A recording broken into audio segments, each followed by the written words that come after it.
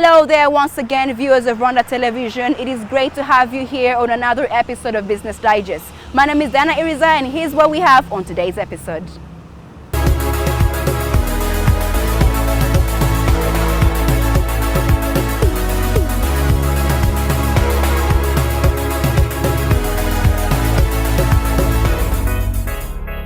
Now, Rwanda has maintained its second position in Africa in the 2020 World Bank Doing Business report. However, it has been noted that Rwanda's global ranking has dropped 9 positions from the 30th to the 29th, and this is mainly due to the World Bank's sudden change in methodology. We're going to be talking to a few officials to give us their take on this. Have a look. Rwanda maintains second position in Africa in the 2020 World Bank Doing Business report. It also remains the second easiest place to do business in Africa and is now the 30th globally according to the 2020 World Bank Doing Business report released.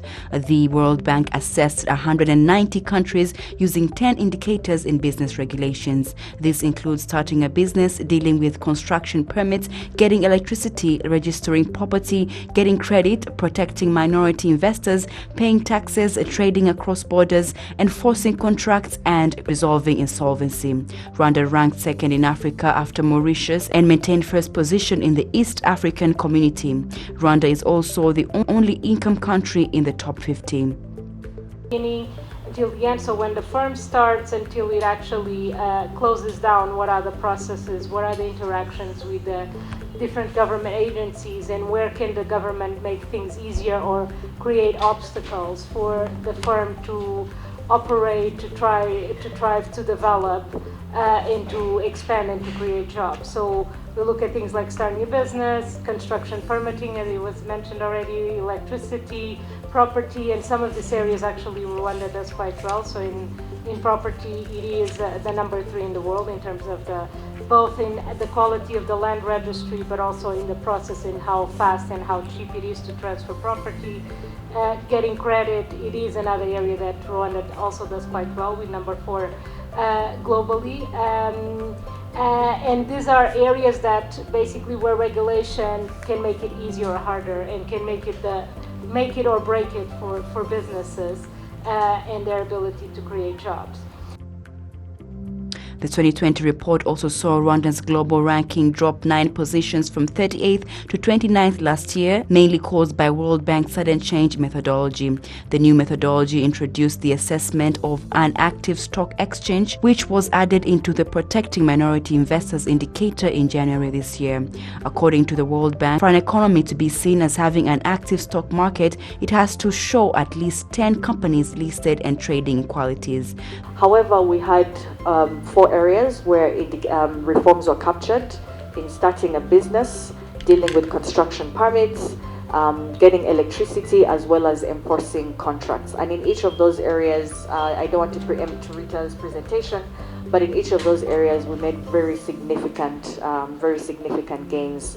And this is something that really continues to reflect the government's priority and commitment to ensuring that we're consistently making it easier for people to do business in Rwanda. The Rwanda Stock Exchange was officially launched in 2011 and has 8 company listings since. The abrupt change led to a 100-point drop in the indicator scores on protecting minority investors compared to last year's report, where Rwanda ranked 14th globally. Well, I think they might be right in saying that our market is not yet vibrant as we wish. It's a fact, but it's because the nature of the market and the level of development we are at. The market is quite new, I would say. We have launched a market in 2008 with an aim of mobilizing long-term resources for the economy on the supply side, and then on the demand side, we wanted companies to keep coming to the market, but in that regard, I think the level we are at, we follow a line that we told in 2005. So government approved a plan to develop a capital markets in 2005, and the proper development started in 2000. The launch of the industry started in 2008 with 5 pillars. The first one was to develop the domestic debt, the debt market, basically the government bonds and the corporate bonds at the same time, so that we provide a benchmark for or pricing of money. So developing a yield curve for the economy to know the price of money. So as you know, today we have gone all the way to 20 years now. So we are complying basically with the monetary union plan at the same time for the region. So we have a yield curve going all the way to 20 years. So number two was meant to develop also the equities market, but by starting with as a prerequisite to start with the privatization process, whereby the government has approved a plan in 2009 of privatizing companies by giving 30% to the general public through IPOs, by privatizing companies from government side to pave way or to show the good example to even private sector companies. The third pillar was to entice cross listings, companies coming from the region to also list their companies on this market. The fourth was to mobilize small and medium enterprises and the private sector companies to also join the market. And the fifth was regional integration. So regional integration on that front, all those five, we say that the debt market has been developed now. We are confident that now it has really taken root. We're seeing a lot of involvement with different people, as retail investors who have now gone beyond 11% in developing the market, and then in buying actually the debt market instruments, it is the government bonds and so on, and institutional investors are buying them, even regional and international investors buy those, but now the issue is with the equities. The privatization has not really been as we wished. We had a list of 20 companies, for example, for a start in 2008, when we were launching the market, going around the region, asking people to come and join our industry, intermediaries, stockbrokers across the region. They came with that in mind, and that one is still in the process of privatizing the companies through the market. The third one, which was the private sector companies and SMEs, we have put a platform now to also help the private sector and small and medium companies. Last year we launched it, and a few companies are already working on their documentation to raise money through the market. I would say maybe 2 companies at least for now I know of who are putting their documentation together to come to the market anytime before even the close of the year. It's a possibility we will have maybe 1 or 2 companies coming to the market to raise funds.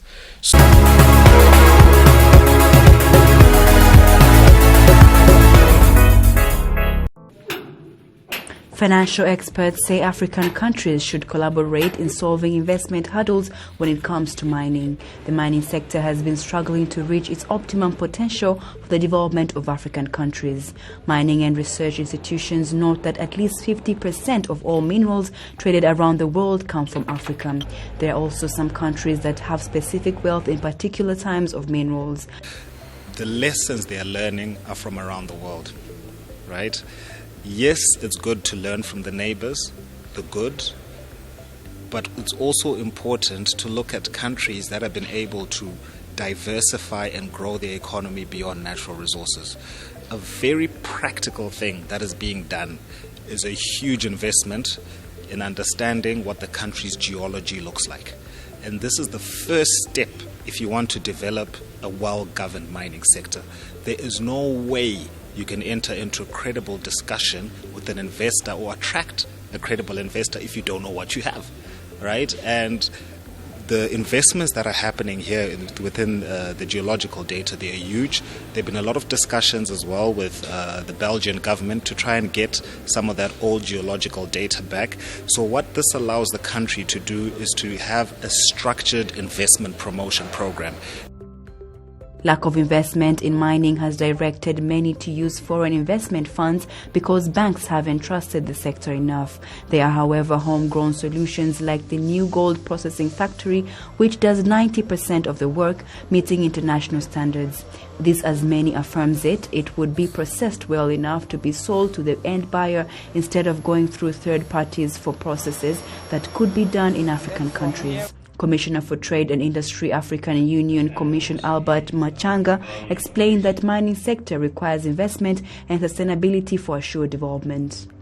One of the key focus areas of the African Continental Free Trade Area will be to promote value addition because 42% of intra-African trade is made up of manufacturers. So we are going to develop regional value chains so that we promote increased manufacturing across Africa, and mining is going to be a key element of that process, because part of the work we are doing on the regional value chains is the auto value chain. When you look at a motor vehicle, it has about 30,000 component parts, and most of these are minerals, and the mining sector will greatly contribute. In Kigali, a two-day meeting is ongoing to deliberate on how mining institutions, traders, researchers in East and Central Africa can build the sustainability of the mining sector. The Prime Minister of Rwanda, Dr. Edouard Ngirente, says that collaboration of African countries can mitigate existing challenges in the sector. In Rwanda, we have reviewed and streamlined the legal and the regulatory framework to make mining sector competitive and attractive.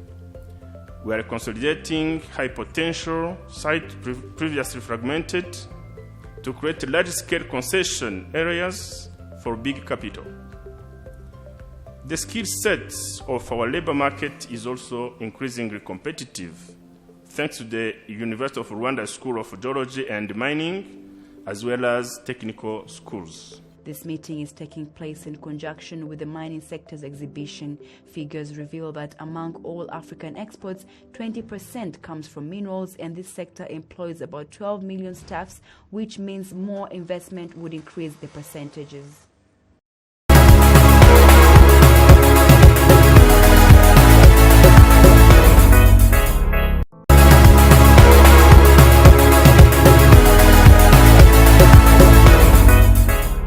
This Tuesday, Volkswagen Rwanda officially started to manufacture vehicles that consume electricity.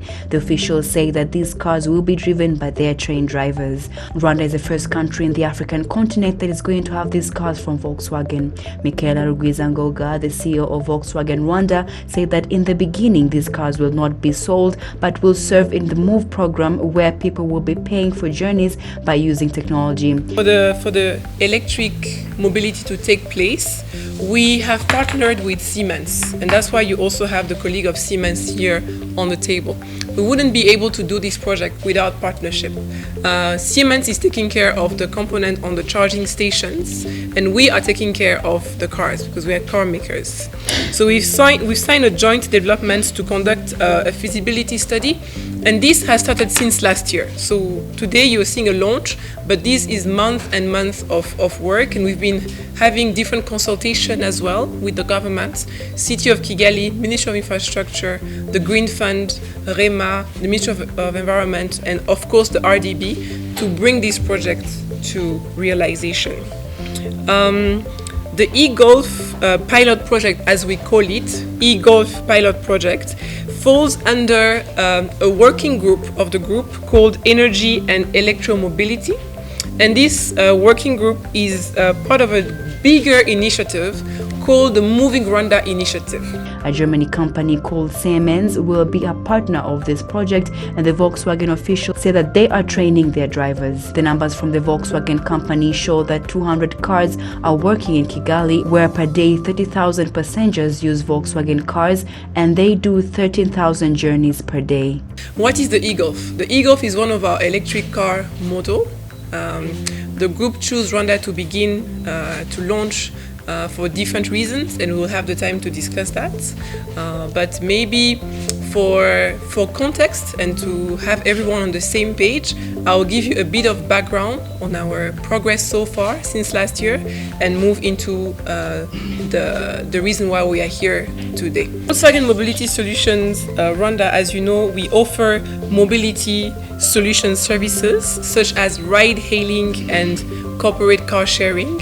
So under ride-hailing, I think you're familiar with the MOVE app, and under corporate car sharing, we have a range of products which mainly focuses on rental products. So it's short-term, long-term, with a large range of vehicles.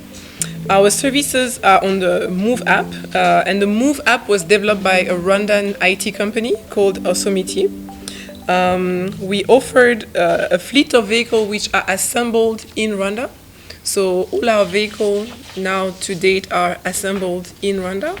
and that's really also in line with the Made in Rwanda agenda of the country. As we stand now, we have more than 200 vehicles around the city of Kigali in our different product range, and we are pushing to increase this number as we progress. Some of you may also be familiar with the model that we have in Rwanda. We have the Polo. The Polo is that small car that you see moving around with the Move, We have the Amarok, which is a pickup model. We have the Terramont, which is an SUV model, and the Passat sedan that you see mainly covering most of the events and hotel clients. And in Africa, it's different to the rest of the world. So as much as we'll bring electric cars into Africa, there's still a need in Africa to have your combustion cars, mainly because of the distance that is being driven and also because of the road infrastructure. So as much as we will balance where you have electric cars and then what we call the IC car, internal combustion engines. So that will be the future. So Kenya is part of the VW group. So going forward, we will look at how we make Kenya green as well. So there's nothing that's on play now, but since it's part of the company, so all the plants or all the factories that are within the group will have to comply with what the group requires.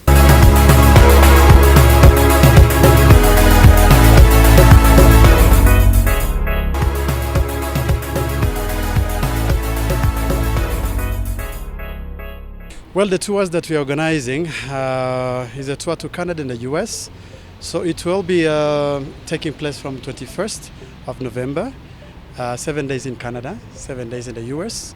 The main objective, as I said, is to link business owners from Rwanda to manufacturers in the US as well as in Canada, and to link potential investors, international investors, to Rwanda, to opportunities in Rwanda, but also to market Rwanda-made products at the international market in both countries. And companies are going to benefit by knowing exactly where to get the merchandise. We always get merchandise to suppliers who buy from factories, but it is a very good time now to start linking business owners to manufacturers, whereby they can get merchandise directly to manufacturers. So that's the first benefit.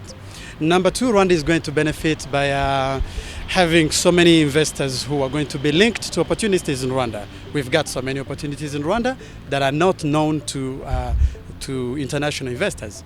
So while we are there, we have B2B meetings and conferences and factory visits and stuff like that. So when we do that, we have a chance to link those who want to know Rwanda, link them to opportunities in Rwanda, not only to invest in Rwanda, but also link those who are interested in knowing Rwanda in terms of tourism. We show Rwanda as a high-end tourism destination to them, and then they get to know Rwanda. We help most of the private IT operators in Rwanda to access broad market, that means the outside market, but again the local market.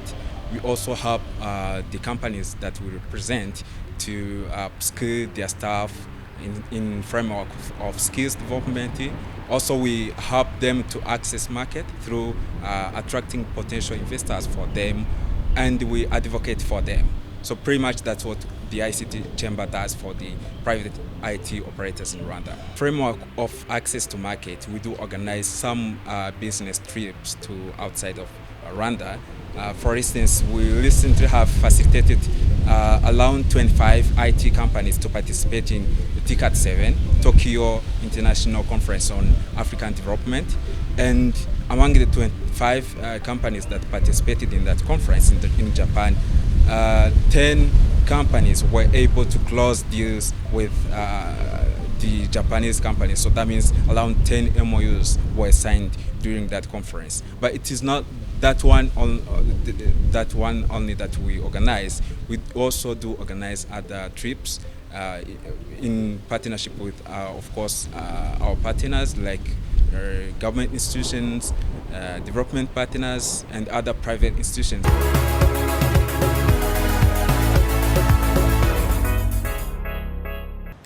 Now that brings us to the end of this week's episode, but make sure to tune in again, same time, same place next week. My name is Diana Iriza. Stay tuned for Business Weekly Tips.